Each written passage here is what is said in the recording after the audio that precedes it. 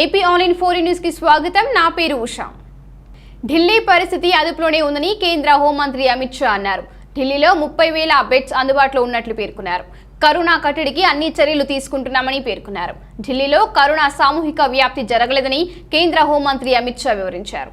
करना चाहता हूं कि मोदी जी के नेतृत्व में दोनों जंग जीतेंगे, परंतु आज मैं सिर्फ कोविड और विशेषकर दिल्ली की कोविड की परिस्थिति के लिए बात करने के लिए आपके सामने हूं, क्योंकि विगत 2 सप्ताह में दिल्ली में बहुत सारे कदम उठाए गए हैं, कोऑर्डिनेशन भी बढ़ा है और धीरे धीरे स्थिति को हम सुधारने का प्रयास कर रहे हैं।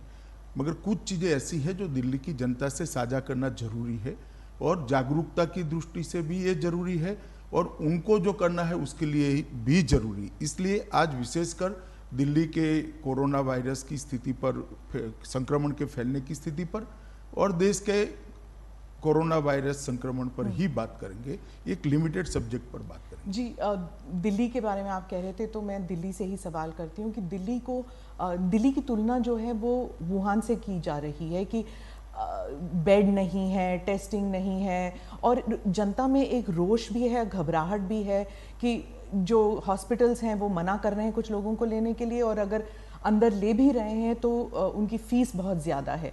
तो इसको निपटने के लिए क्या किया जा रहा है? देखिए, मैं थोड़े चरणबद्ध आपके सभी सवालों के जवाब दूंगा, मगर पहले मैं एक स्थिति स्पष्ट कर दूं कि लगभग जून के दूसरे सप्ताह में दिल्ली के उप मुख्यमंत्री मनीष सिसोदिया का एक बयान आया। सिसोदिया जी ने बताया कि भाई 31 जुलाई को दिल्ली में 5.5 लाख तक कोरोना के संक्रमित हो जाएंगे, ना जगह बचेगी, ना बेड बचेंगे और एक प्रकार से स्थिति खराब होगी। इससे दिल्ली की जनता में बहुत सारा भय हुआ। उनका अनुमान जो था वो आंकड़ों के आधार पर था, मैं वो अनुमान सच गलत उसमें जाना नहीं चाहता, परंतु एक भय की स्थिति पैदा हुई और कई लोग पलायन की भी सोचने लगे।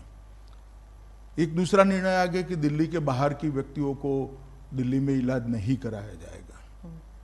अब मैं आपको बताना चाहता हूं, मैं भी दिल्ली के बाहर का हूं, मैं भला कहां जाऊंगा अगर मुझे कुछ होता है तो। दिल्ली देश की राजधानी है, बहुत सारे राज्य के लोग